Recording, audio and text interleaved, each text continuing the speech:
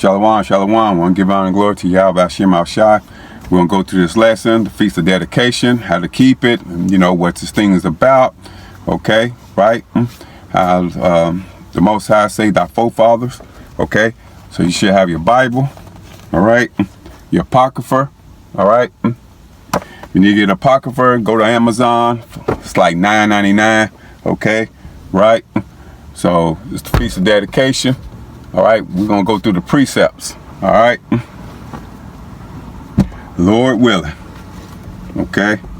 Let's go to Nahum 1:15. Okay. Nahum 1:15. Behold, upon the mountains the feet of him that bringeth good tidings, that publisheth peace, O Judah. Keep thy solemn feast, perform thy vows, for the wicked shall no more pass through thee. He is utterly cut off. Meaning it says, O Judah, keep thy solemn feast, because them Edomites are going down. And it said, O Judah, but it is talking about all the tribes of Israel to keep the high holy days on. O Judah, keep thy solemn feast, right? Did Yahushua keep the Feast of Dedication? Let's go to it. All right. John, I want 10:23. Start at 22. Okay. This is John 10:22. And it was at Jerusalem, the Feast of Dedication, and it was winter. Meaning Yahushua was keeping the Feast of Dedication. Verse 23. And Yahushua walked it in the temple in solemn porch, meaning Yahushua walked it in the temple during the Feast of Dedication, and we supposed to be in the temple during the Feast of Dedication and following the footsteps of Yahushua, right? Okay, what is Hanukkah? Hanukkah meaning in Hebrew, dedication, okay? The Feast of Dedication, Hanukkah is your day, okay? Y'all, you so-called blacks, Hispanics, Native American, okay? Hanukkah belonged to you guys, okay? The Most High left that for us, the Feast of Dedication, okay? Right? So, and the Feast of Dedication start with history. So let's go in the Apocrypha, okay? Let's go to 1 Maccabees 1:1. All right? 1 Maccabees 1:1. Okay? Let's go through the history. This 1 Maccabees 1:1. And it happened after that Alexander, son of Philip, the Macedonian, who came out of the land of Chittim, and has smitten Darius, king of the Persian and Medes, that he reigned in his stead, the first over Greece. Right, so the Feast of Dedication start with history, and it start with knowing about the Greeks in order to know about the Feast of Dedication, because the Feast of Dedication is prededicated on us, destroying the Greeks and cleansing the temple. So Alexander reigned it over Philip, and you can go to Daniel, the 7th chapter, right, the 6th verse, to read about Alexander. And the Lord prophesied about Alexander, and you have 4 major kingdoms of that are prophesied in the Bible, and they are the Babylonian, the Persian, and the Medes, and the Greeks, and the Romans. And now in the Old Testament, and you only read about the Babylonian, the Persian, and the Medes, and in the New Testament, and you read about the Romans. So where is the Greek captivity at? And in the New Testament, and that is all you keep reading about, is Jew nor Greek. And why you keep reading about it? Because it is an entire history, what the scholars call the intertestimony period, where the Greek Empire is being spoken about during the 1st, 2nd Maccabees. So that is why there is a lot of confusion with Greeks in the Bible, because you are missing out on Maccabees, and the Greek Empire was prophesied in the book of Daniel, the 7th chapter, the 6th verse, right? Let's go to it. All right, let's go to Daniel, the 7 chapters, start at verse 6. This Daniel 7 and 6, okay? After this I beheld, and lo, another like a leopard, which had upon the back of it 4 wings of a fowl. The beast had also 4 heads, and dominion was given to it, right? Meaning this is the Greek empire, referred to as a leopard with 4 heads. And why? Because beasts are referred to as kingdoms. And jump, so you start slacking. And we can jump down to, verse 17, okay? Right. Jump down to verse 17, all right, to prove it. Verse 17. This verse 17. These great beasts, which are four kings which shall arise out of the earth. Meaning Daniel saw these beasts as actual beasts in a vision, but it is symbolic or similitude for actual kings or kingdoms that will come up out of the earth, right? Let's go back to verse 6. Let's jump up to back verse 6, okay? This Daniel 7 and 6. After this I beheld, and lo, another like a leopard, which had upon the back of it 4 wings of a fowl. The beast had also 4 heads, and dominion was given to it, right? Meaning the 4 wings of a fowl, right? Meaning different regions that Alexander divided his empire into. The beast had also 4 heads, meaning the 4 major generals who he gave his kingdom to, like Ptolemy, Seleucus, Cassandra, and Lysimachus, and dominion was given to it, meaning because the Most High set them up, right? Let's go to Daniel 11 and Let's go Daniel 11 and 1, okay? Daniel 11 and 1. Bear with me. Daniel 11 and 1. Also, I, in the first year of Darius the Mede, even I stood to confirm and to straighten him. Verse 2. And now will I shew thee the truth. Behold, there shall stand up yet 3 kings in Persia, and the 4th shall be far richer than they all, and by his strength through his riches he shall stir up all against the realm of Grecia. Right? So you had 3 kings in Persia, and these the Persian empire that was ruled before the Greeks, and they started their empire around 550 BC when Cyrus the Great took over, and they were defeated around 331 BC, and at 331 BC Darius the Third was defeated by Alexander the Great. And you had these 3 kings in Persia, and you had Cambyses the second, and Bardia, and Darius, and those are your 3 kings. And Cambyses the second is actually the son of Cyrus the Great, and Bardia was the 2nd king of Persia, and the 3rd king of Persia, Darius the first, and the scholars call him Darius the Great. The 4th shall be for richer than they all, meaning the 4th king is Xerxes the first, and he started war against the Greeks.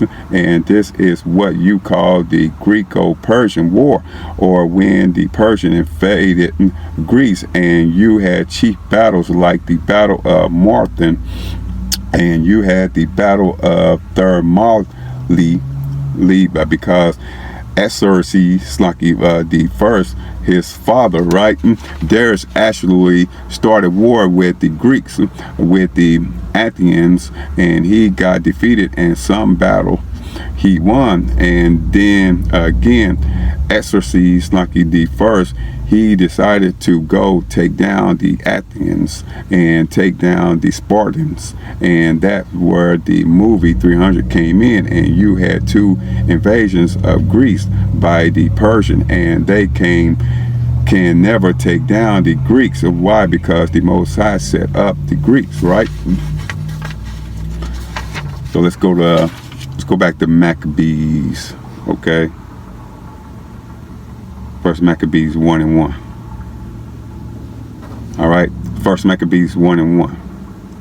And it happened that after that, Alexander, son of Philip the Macedonian, who came out of the land of Chittim, Sluggy had smitten Darius, the king of the Persian and Medes, that he reigned in his stead the first over Greece, meaning he came out of Greece.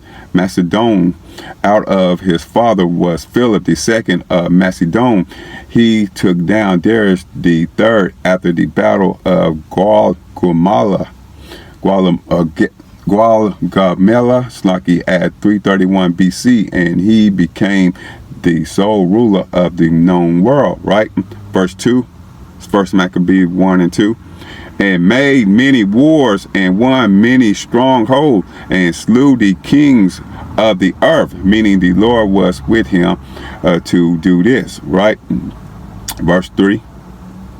And went through to the end of the earth and took spoils of many nations, insomuch that the earth was quiet before him, whereupon he was exalted and his heart was lifted up. When you read Acts 18, the 6th verse, right? And you read about Apollos, and you read about Alexandra and Apollos and Stephen, and there are from Alexandra, and those men are from a city named after Alexander the Great. So you can read about Alexander even in the New Testament and his so-called legacy and influence that he had on the known world, right? Verse 4. Verse 4. And he gathered it a mighty strong host and ruled it over countries and nations and kings who became tributaries into him. Slaki, verse 5. And after these things he fell sick and perceived that he should die, right? Meaning Alexandra had AIDS, or scholars would say stage 3 syphilis, and getting popped by one of his soldiers, right? That means homosexuality, being a homosexual, right? Verse 6. Wherefore he called it his servants, such as were honorable and had been brought up with him from his youth, and parted his kingdom among them while he was yet alive, meaning they were brought up with him. And I believe Alexandra was learned by Aristotle, Slaki, the so-called philosopher, actually taught Alexandra. So he had a lot of worldly wisdom, and he was taught in all the wisdom of the ancient Greeks, mathematics, and their concept of physics, science, poetry, and Alexandra knew all of these things, and they actually fought over his body, that who would take Alexandra's body back to Macedon or Egypt or Babylon, and what city are we going to bury him in? And that is how the war actually started, right? Verse 7. Okay, so Alexandra reigned it 20 years and then died. Verse 8. And his servants bear rule, every one in his place, meaning evil were multiplied on the earth when them Edomites came into power, and that is why they had to take this out, because of pedophilia, homosexual, rape, rob, and murder happened it when them Edomites came into power, right? That's why they had to take the Apocrypha out, okay? Right, look what they was doing, okay? Right. Let's go to, okay, because the more sins the Edomite do, right? Let's go to Proverbs. Okay, Proverbs 29, and I want verse, I think 16. Okay, it's Proverbs 29 and 16. All right. Okay, when the wicked are multiplied, transgression increased it, but the righteous shall see their fall, right? Meaning the more Edomites you have, the more sins, and the righteous shall see their fall, and the Most High will we will see their fall, right? Let's go to Proverbs 28.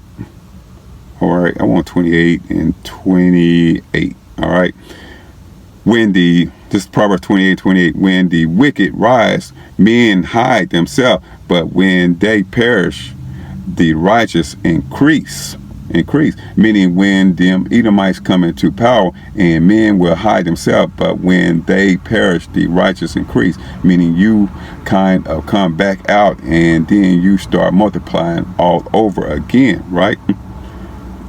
Let's go to Proverbs 29 chapter. All right, let's start with verse 1. All right, it's Proverbs 29:1. He that being often reproved harden his neck shall suddenly be destroyed, and that without remedy. Right, verse 2. When the righteous are in authority, the people rejoice, but when the wicked bear the rule, the people mourn. Right. When Solomon was in power, Judah and Israel was eating and drinking and being merry as the sand of the sea. And when Yahushua is in power, which is the ultimate form of righteousness, and guess what? We are going to rejoice. But when the wicked bear rule, the people mourn, meaning suicide, depression, hospital being bombed, drive-by, sex trafficking, rape, rob, murder, butt breaking, castration, torture, lies, deception, slavery, drugs, pornography, okay, drunkenness, orgies, lynchings, guns, evil men on the earth when them Edomites come into power, right? Let's go back to it. Let's go back to in the Apocrypha. All right, First Maccabees 1:10, verse 10. All right, this is First Maccabees 1:10. And there came out of them a wicked root, Antiochus, surnamed it Epiphanes, son of Antiochus, the king. All right, who had been.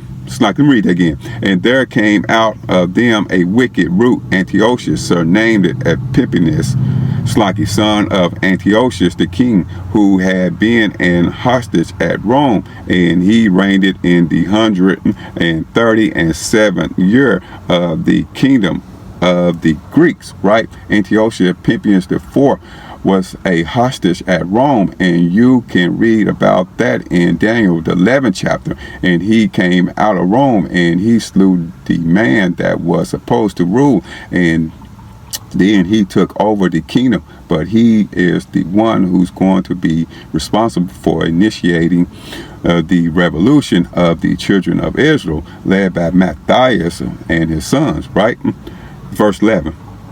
In those days went there out of Israel wicked men, who persuaded many, saying, let us go and make a covenant with the heathen that are round about us, for since we departed from them, we have had much sorrow. Meaning that's contrary to the law. The Lord said in Exodus 32 chapter, you shall make no covenant with them or their gods. And this sounds like Jake. Ever since we stopped relying on the heathen, we have had much sorrow. Right. So that's same concept today. You know what I mean? Brothers and sisters in the truth, okay? So if we left the heathen, we had much sorrow. Meaning we can't celebrate Thanksgiving, Christmas, New Year's, etc. We can't hang out with them, okay? Right. We had much sorrow. All right. So, brothers and sisters came behind that mindset, you know what I mean? Right? Verse 12. This is what our people did. So verse 12. So this device pleased them well. It pleased them well. Okay. All right. Because they went and got a license from, the so-called white man. All right. This verse 13. Okay. Verse 13. Then certain of the people were so forward herein that they went to the king, who gave them license to do after the ordinance of the heathen. Right, meaning a license is a pass to have liberty in the way of the other nations, and that is what a license is. And you have freedom to do certain things, so they allowed them to go and go to and fro from Judea to live like the Greeks, to accept the Greek custom, to accept their currency, and to accept their lifestyle. And our people have a license to do after the heathen, and our people accept that things, and you have a license to celebrate Thanksgiving and go buy that turkey and cranberry sauce or that Christmas tree, and you have a license to follow the ways of them heathens. And now you have license to go into all of these buildings and buy whatever you want to buy and follow after your own lust, right? So our people who got, they follow not their own lust because they got license. Okay, they got license. Okay, go break the Sabbath. Go buy and sell on the Sabbath. Okay, right. Go celebrate Thanksgiving. Right. Christmas. Okay, you know what I mean. That's why Esau, he opened up the doors on the Sabbath. You know what I mean, or the holidays. Open the doors up. Hey, come and get this license. Meaning, come and celebrate this. Okay, right. Anyway, verse 14. Okay. Whereupon they built a place of exercise at Jerusalem, according to the custom of the heathen. Right, they wanted to build a gymnasium, and they wanted our little boys to work out naked and wrestle that other boy. Right, okay. Verse 15. And made themselves uncircumcised, and forsook the holy covenant, and joined themselves to the heathen, and were sold to were sold to do mischief. Right. Let's drop down to verse 41. Drop down to 41. Moreover, King Antiochus wrote to his whole kingdom that all should be one people, meaning this sounds like Babylon, Genesis the 11th chapter, right? That all should be one people, no matter what your race is, and we are all one. And this and ancient Greece philosophy, that is democracy, when you give power to the people and all the people are one. And this is when Hellenization comes in, and Hellenization means following the ways of the Greeks, right? Okay, because our people follow the ways of the Greeks, right? Okay, it tells you that in Acts 6:1. Okay, our Israelites, you know what I mean? They follow the Greek ways. Let's go to it. Acts 6:1. Okay. This is Acts 6:1. And in those days, when the number of the disciples was multiplied, there arose a murmuring of the Grecians against the Hebrews, because their widows were neglected in the daily ministration. Meaning they were neglected because it was a prejudice going on, and the Jews said, well, look, you speak Greek and you don't speak the holy tongue.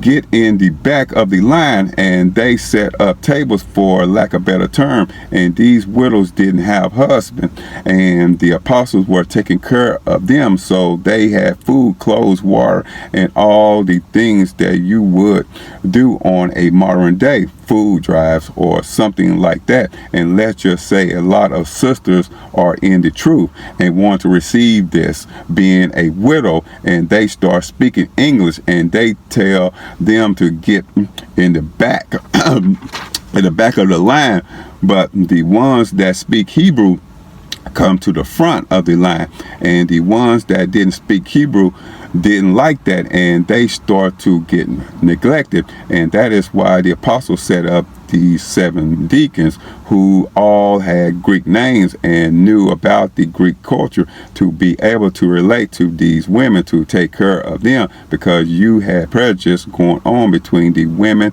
that speak Greek and the women that spoke the Hebrew language. And also in Acts 22 chapter, in the 2nd verse, right, when Paul spoke the Hebrew and all the people kept silence, and that is the language of the heavens, right? So you had the Grecians. The Grecian was the Israelites, but they lived a Greek lifestyle. All right, right. So they spoke Greek and they followed the Greek lifestyle. Okay? First Maccabees 1:50. And whosoever would not do according to the commandments of the king, he said he should die. Meaning, if you didn't call yourself a Greek, and you would die. And that was the law. And just like today, if you call yourself an Israelite, and you are going to get put to death, and they will tell you to denounce the Most High and eat this pork. And if you don't do that, and you are going to die, right? Verse 51. In the self-same manner wrote he to him, Slucky. Read that again. In the self-same manner wrote he to his whole kingdom, and appointed overseers over all the people, commanding the cities of Judah to sacrifice city by city, right? Meaning, just like now, them Edomites shut down city by city and make you get the poison, and to city to make you to go the hell off. And that is what happened back then. Every city, he would send these different men and shut the city down until they offer swine flesh upon the altar. And it is the same thing. And you have to look at the Feast of Dedication in Maccabees, and it's going to come back on the earth all over again. And instead of us having a revolution, Yahushua is going to deliver us. But the concept of them Edomites making you to bow down to their gods, and we are running to the wilderness, the abomination of desolation. And all of these things are going to manifest themselves on the earth this time sevenfold, right? Verse 52. Then many of the people were gathered unto them to whip every one that forsook the law, and so they committed evil in the land. Verse 53. And drove the Israelites into secret places, even wheresoever they could flee, for succor mean help. So our people had to flee. So our people had to leave their dwelling place and to flee into the wilderness, because they were going house to house and making us to bow down to the Greek gods and eat pork. And these days are coming back on the earth, right? Let's go to Second Esdras. All right. Go Second Esdras 16 and 68. Second Esdras 16 and 68. For behold, the burning wrath of a great multitude is kindled over you, and they shall take away certain of you, and feed you, being idle with things offered it unto idols. Meaning, these are the Edomites and his burning wrath, that he is in the office thinking about how to destroy the Israelites in every state and countries, and they shall take away certain of you, and they going to kick down your door in the middle of the night and take you away, and throw a black bag over your face, and put you in a van and take you to a FEMA camp and feed you, being idle, meaning constrained against your will, handcuffed it with things offered it unto idols, meaning they are going to get you to indulge in sin against your will and make you eat that pork, or you will die, right? Verse 69. And they that consent unto them shall be had in derision and in reproach, and trod it underfoot, meaning, and they that consent, meaning, now you are getting down with it and eating the pork, and you are consent to it and getting weak, trodden underfoot, meaning you will get killed by the Most High for consenting and eating that pork and being weak, right? Verse 70. For there shall be in every place and in the next city a great insurrection upon those that fear the Lord. Shall be in every place, meaning every city. Insurrection meaning a rebellion against the government, right? 71. They shall be like mad men, sparing none, but still spoiling and destroying those that fear the Lord. They are going to be like mad men, meaning right now when you get pulled over by them Edomites, and they will kind of let you get away with it and give you a warning. And in those days, you are not going to get any warning, and they are going to bring in a highly trained military personnel, and they are aimed it to kill with headshots, and they will be like mad men, sparing none and destroying those that fear the Lord. Right? 72. For they shall waste and take away their goods and cast them out of their houses. Right? And all you brothers that have stocked it up on all of your goods and all of your spaghettis, beans, rice, etc., but they are going to kick down your doors and spoil your goods and take it and hit you in the back of the head. Right? 73. Then shall they be known who are my chosen, and then and they shall be tried as the gold in the fire. Right? What we just read, what the brothers and Maccabees are experiencing right now, but in the ancient way. Instead of rifles, they came with staffs and swords, and instead of kicking your door down at 3 a.m., they busted down and made you eat pork, and instead of handcuffs of metals, and they tie you up with ropes. And these are the days that the brothers have to deal with.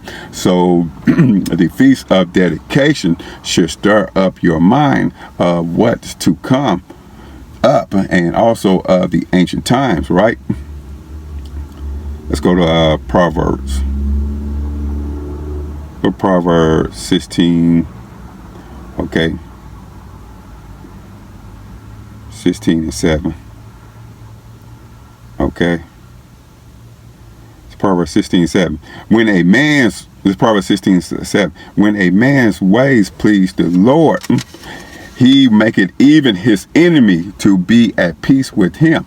Meaning you never know how the Lord is going to work for you in Jacob trouble. And that Edomite that had that AK-47 pointed at you, and he might say, you know what, I got a son that looks just like you. Go ahead, keep going, and you never know. And that is the same way how the Lord was fighting with the Maccabees brothers. And that is going to be the same way the Lord's going to fight for the brothers today, the brothers and sisters who is truly serving the Lord in truth and sincerity, and start building up that spiritual faith now while you have time. So we have to build up that spiritual treasure up, because Maccabees was bad, but Jacob trouble is going to be 1,000 times worse.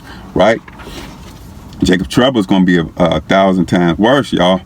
All right, let's go back to First Maccabees. Okay, First Maccabees. I want 1 and 50, 53. No, I want 54. 54. All right. This First Maccabees 1:54. Now the 15th day of the month, Casleu Slaki, in the 145th year, they set up the abomination of desolation upon the altar, and builded idol altars throughout the cities of Judah on every side. Right? The 15th day of the month, Casleu, meaning the 15th day of the 9th month. Right? They had a physical temple with a physical altar, and they set up the abomination of desolation, and they began to offer pork and swine flesh with blood upon the altar of Yahweh to abominate the Most High, because the Most High smelled it as a sweet savor, but they wanted the Most High to smell pork, and they wanted the Lord to vomit, and they wanted to antagonize and provoke the Most High, and that is evil and wicked. Right? Verse 55, and burnt incense at the doors of their houses and in the streets. Verse 56, and when they had rent in pieces the books of the law which they found, they burnt them with fire. Right? Meaning these days are coming back on the earth, and the Bibles are already banned in over 50 countries, and freedom of speech is being diminished it now, and you have hate speech, and you can't say certain things, and confiscation of books is not a new thing. And Hitler did that, and he confiscated books, and other kingdoms did that. They confiscated books, and they are going to confiscate the Bible. And if you get caught with a Bible, and you will get put to death in these days. So we brothers better start reading and getting it in while we still can, before Jacob Trouble jump off, or you going to get caught out there, right? So y'all better use that Bible and that Apocrypha, okay? Right, use it. All right, while we still got a chance to use this Bible and Apocrypha, right? Verse 57. And whosoever was found with any read that again. And whosoever was found with any the book of the testament, or if any committed to the law, the king's commandment was that they should put him to death, right? Meaning you will be put to death, and you are going to be public enemy number one, and the number one threat is us on this earth, and this is counting the cost being in this truth, and we have to have faith and hope, and it's about endurance, and this is what this thing is about, right? 58. Thus did they by their authority unto the Israelites every month, to as many as were found in the cities. Let's go to 1 Maccabee 2 and 27. 1 Maccabee 2 and 27, okay? This 1 Maccabee 2 and 27. And Matthias cried throughout the city with a loud voice, saying, whosoever is zealous of the law and maintained it, the covenant, let him follow me. Meaning Matthias said, we are not selling now. 28. So he and his sons fled into the mountains and left all that ever they had in the city, right? Meaning they left everything in the city, and we have to leave everything in the city as well and flee to the mountains and desolate places, and that is Matthew 24 chapter 15 on down, right? And they had to do that in 70 AD, and in the time of the Maccabees and the days of the Maccabees, and the abomination of desolation is going to happen again, right? Let's go to 1 Maccabees 4. 4, and I want 40. Start at 41. Start at 41. Okay. This 1 Maccabee 4 and 41. Then Judas appointed certain men to fight against those that were in the fortress until he had cleansed the sanctuary. 42. So he chose priests of blameless conversation, such as had pleasure in the law. 43. Who cleansed the sanctuary and bare out the defiled stones into an unclean place. Meaning that is happening right now on a spiritual level, and we are cleansing the sanctuary and the foul stones, which are the men of the Most High temple, and they are being thrown out into the world, which is an unclean place, and the pure stones are going to remain within the temple. So they are dedicating the temple, and we are the temple, and the unclean stones are going to be removed, and that is going back to the law, Leviticus 14 chapter, the clean stones, which are the men of the Most High, and you are going to remain in this truth, right? Verse 44. And when as they consulted what to do with the altar of burnt offerings, which was profaned, it's like 45. Okay, they thought it best to pull it down, lest it should be a reproach to them, because the heathen had defiled it. Wherefore they pulled it down. 46. And laid up the stones in the mountains of the temple in a convenience place until there should come a prophet to shew what should be done with them. 47. Then they took whole stones according to the law, and built a new altar according to the former. 48. And made up the sanctuary and the things that were within the temple, and hallowed it the courts, right? And just like Esau defiled the temple, but we are building it all over again, and we are doing it on a spiritual level, and we are taking out the stones, and we are building up the altar, and all of these things are being done in these last days, right? 49. They made also new holy vessels, and into the temple they brought the candlesticks and the altar of burnt offerings and of incense and the table, right? They brought the menorah to give light within the temple, and we supposed to have 7 branches and not 9 branches like them Elamites, right? Who is that? The so-called Jewish people. And the menorah goes into the 7 spirits of the Most High, and on a different level in the nation of Israel. And that is what the menorah is about, right? Verse 50. And upon the altar they burnt incense, and the lamps that were upon the candlesticks they lighted, that they might give light in the temple, right? So they light the menorah. So you should have a menorah for the Feast of Dedication. And this is a menorah, okay?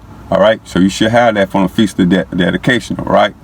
All right, you should light it, have it light every day, okay, for them 8 days. All right, but we'll get into that. All right, let's go to Revelation. All right, let's go to Revelation 1 and 20. All right, Revelation 1 and 20. The mystery of the 7 stars which thou sawest in my right hand, and the 7 golden candlesticks. The 7 stars are the angels of the 7 churches, and the 7 candlesticks which thou sawest are the 7 churches, right?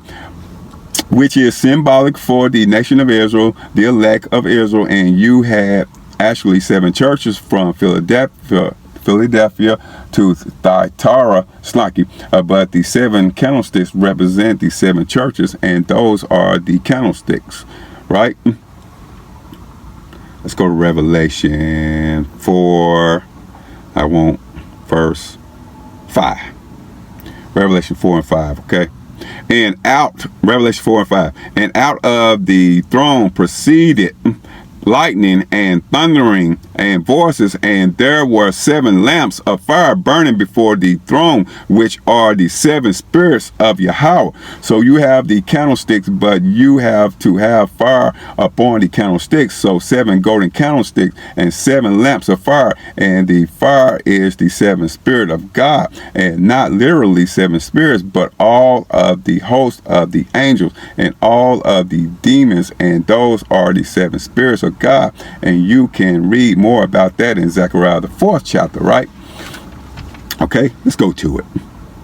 Let's go to Zechariah 4, the 4th chapter, all right?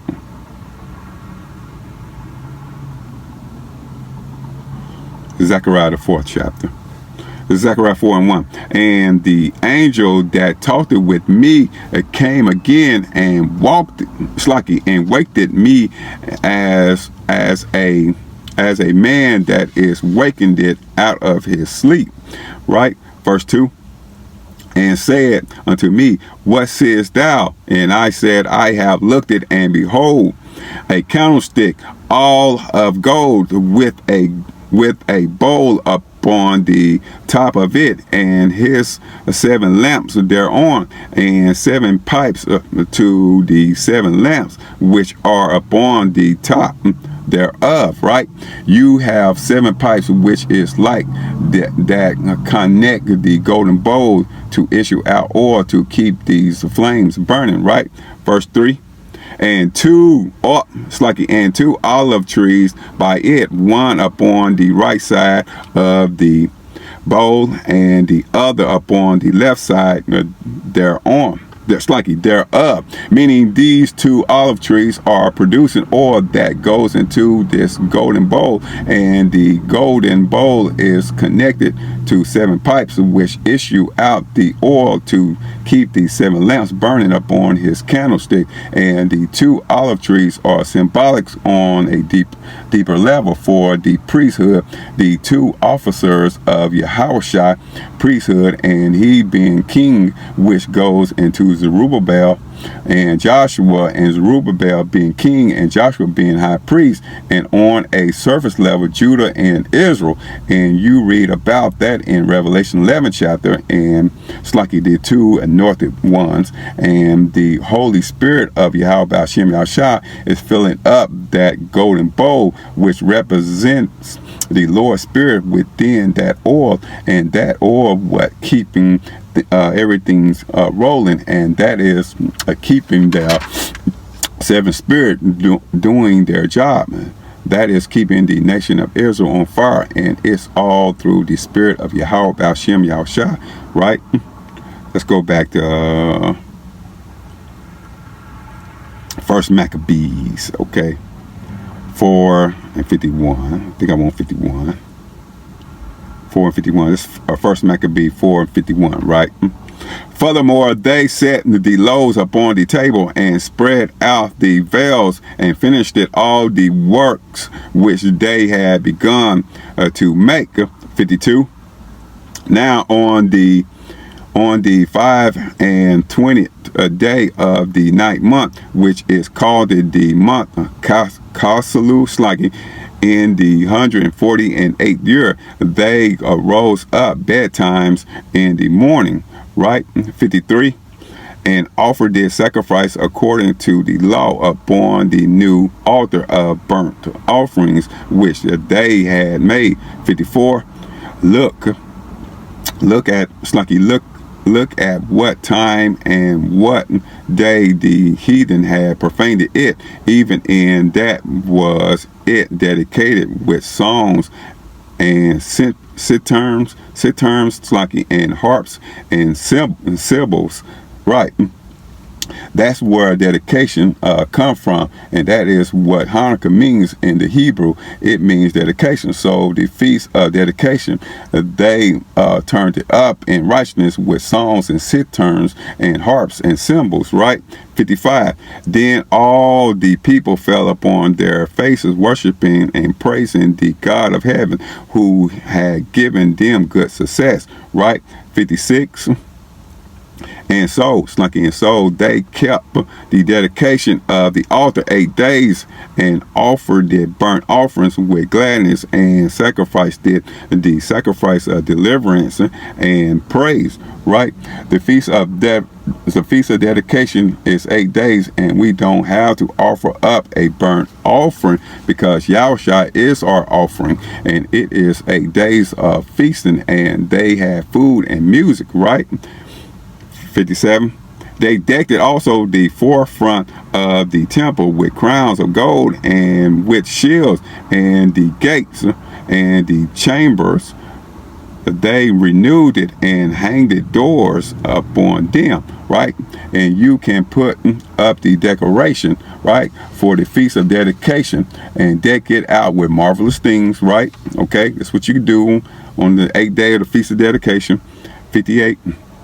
Thus was there very great gladness among the people, for that the reproach of the heathen was put away, right?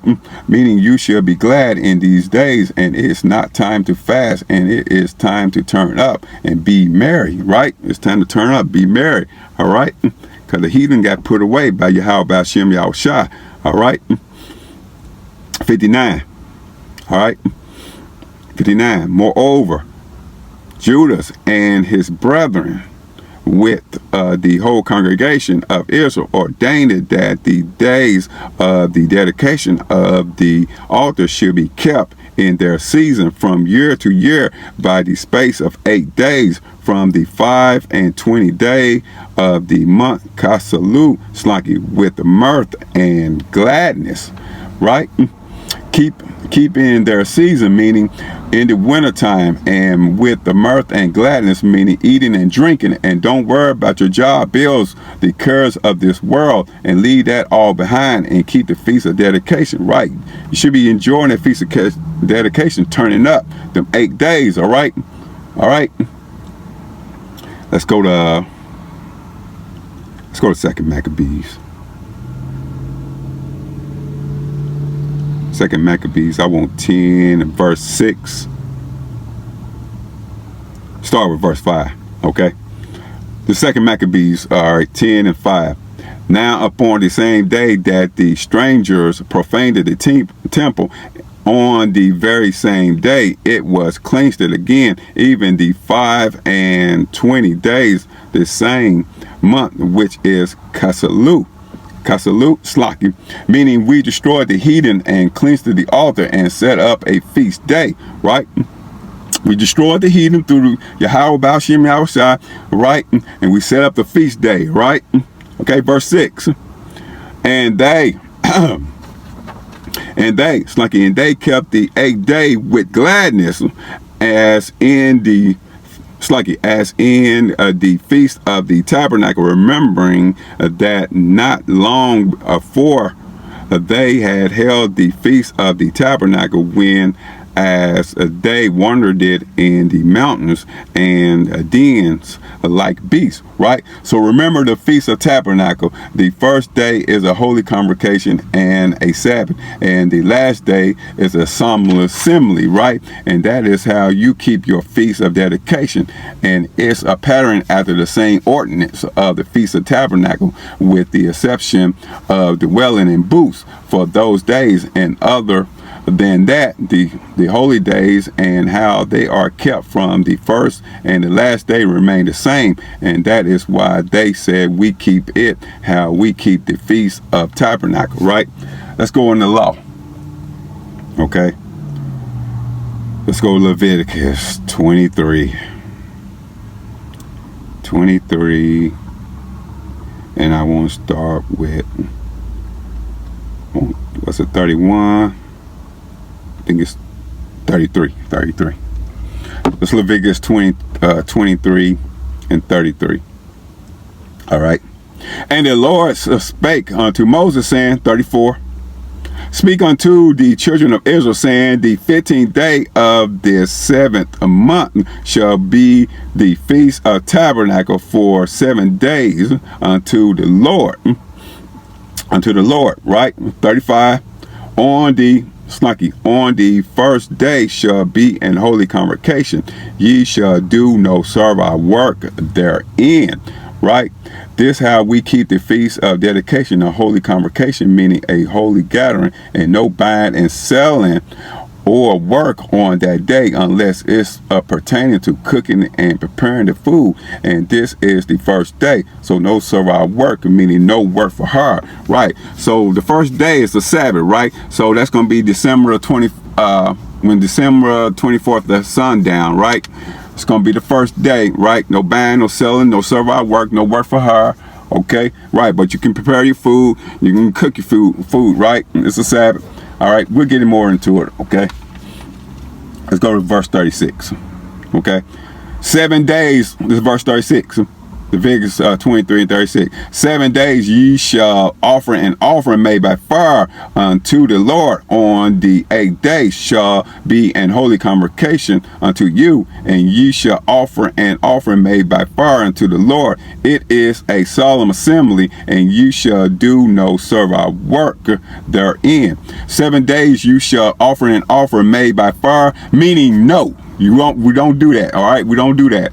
And the 8th day should be in holy convocation, and it's a solemn assembly on the 8th day, like we did the Feast of Tabernacles. So that solemn assembly is a little bit more grave and a little bit more serious, and keeping it more like you would keep your actual Sabbath. So it is an 8th day of feasting and cooking for all 8 days, and it is going to run through your Sabbath, and you can cook on those days. And on the Sabbath day, you are not going to shut down the Feast of Dedication for the Sabbath, because you have your first day and you have your last day, and it's going to run through that. Right. So let's talk about that. Let's go to the calendar. Okay. Let's go to the calendar. Okay. So the Feast of Dedication start December 24th at sundown. Okay. All the way to January the 1st at sundown. Okay. So what's that? So December 24th, that's 24th at sundown. That's Tuesday night. And it's going to run all the way to January the 1st at sundown, the 8th day. So the first day is a Sabbath, and the last day is a Sabbath. So no buying, no selling, no working. Okay, right? Okay. So we gotta be with our brothers on the solemn assembly. Okay, right? 8th day. All right, brothers and sisters. Okay, right. The first day and the last day. Right. So we could cook. You cook always them 8 days, right? Now the Sabbath gonna run through that week. So you look at December the 28th. That's the Saturday. That's the Sabbath. So you can still cook. We're not shutting down the Feast of Dedication because it's a Sabbath, right? No, we're not shutting it down. So we're gonna run that Feast of Dedication. It's gonna run through that Sabbath. So you can cook on that Saturday. Okay, just that Saturday. All right, just that Saturday. All right. Now you know on our other Saturdays it's a Sabbath. No cooking, no buying, no selling. Okay, right. But you can't cook on that Saturday. All right. All right. So we're gonna cook all the way from 8 days. All right. Okay. Right. So we know we gotta enjoy the feast days, right? Okay. Let me go to a precept. Okay, let me go to the classic. All right. Okay, we got to keep the feast days. All right. Sirach 14 and 14. Okay. We can't defraud ourselves from a good day. All right. Let me start with verse 11. All right. Let's start with verse 11. This is Sirach 14 and verse 11. My son, according to thy ability, do good to thyself and give the Lord his due offerings. Okay, meaning do good to yourself during these feast days and get your favorite food or oil for your beard, okay, or your favorite garment, or sister with their favorite dress or head wraps or jewelry, and you have to give the Most High his due offering and say the water Yahweh Ba'Shem Yahushai. Right. Let's go to verse 12. Okay. Remember that death will not be long in coming, and that the covenant of the grave is not shielded unto thee, meaning all hell is about to break loose, and you have brothers saying, I will keep it next year, and it might not be a next year, and death is around the corner. The covenant of the grave is not shielded unto thee, meaning the Most High said, you got life and you are alive, and the Most High give us liberty to enjoy these days that he given us in righteousness. Right. Verse 13. Do good. It's like you do good unto thy friends before thou die, and according to thy ability stretch out thy hand and give to him. Verse 14. Defraud not thyself of the good day, and let not the part of a good desire overpass thee, meaning don't rob yourself from a good day, and make your favorite meal and put on your fancy garment and get your favorite wine and get that lamb, deer, beef, buffalo, etc., etc. Right, so don't defraud yourself on a good day, all right? You got 8 days to feast, okay? Put on your favorite garment. Put that oil on your beard, you know what I mean? Put on your favorite garment, your sister, your dresses, your head wrap, your jewelry on, okay? Right, get your favorite wine. Get that lamb, deer, beef, buffalo, okay? Right. Okay, don't defraud yourself from a good day. Enjoy this feast of dedication, okay? Right, but remember, yes, it's the feast of dedication. We enjoy it, but you know what I mean? Go through these precepts. Think about the precept with our forefathers, you know what I mean? When the Most High saved our forefathers, okay? All right? Always to stir up your spirit, you know what I mean? Enjoy yourself, but always think about the precept. Like, you know, man, the Most High saved our forefathers through this, you know what I'm saying? Right. So, you know, got to stir up our spirit, but enjoy this feast of dedication. And also, now, y'all, you definitely got to have one, okay? This menorah. You go buy the Estes or Amazon. I mean, this is a 5-inch. You might not like that, man. So you might, I mean, this is a 5-inch. You might want something bigger. All right, you don't want to be disappointed. If you want something bigger, this is a little 5-inch, okay? But they got bigger ones, okay? Like Amazon or Estes. And like I said, you got a lot of candles. You got to light the candles, them 8 days, okay? All right? I don't care if you can light up one candle a day or 7 candles, you know what I mean? 7 candles, all 7 of them, you know what I mean, every day. But you got to light them, all right? Okay, so you definitely, you get it at Amazon or Estes, okay? All right? So while you got time, because it's, like I say, December the 24th at sundown, right? Go back to my calendar, January the 31st. All right, I don't want to just quote it. All right? Right, so you're right. December the 24th at sundown. It's the first day. So Tuesday night sundown, boom. So soon as sundown, December 24th, boom. Okay, you already know that's going to be the first day. All right, no buying and selling. Okay, so to January the 1st at sundown. All right, okay. So January the 1st at sundown, that's the end of it. All right. That's going to be the end of it. All right. And keep in mind, December the 30th at sundown, all right, that's the new moon. But it's right there, right inside of the Feast of Dedication, okay? So, right. So we just got to turn up more. You know what I'm saying? Right. So that's Monday. So we still doing the Feast of Dedication. The new moon is right in there. So we celebrating the new moon and the Feast of Dedication all at once, okay? Right? Okay. But anyway, so this is the Feast of Dedication. You know, you write these precepts down. Okay. Right. Get your menorah. All right. While you still got time. Okay. So I'll keep y'all posted up on the main channel. Okay. Right. When it's getting closer and closer, you know what I mean? I'll post it up. You know what I mean? The Feast of Dedication. You know what I'm saying? December the 24th at sundown. So Lord willing, I will. Okay. All right. So, right. And another thing, let me talk about this.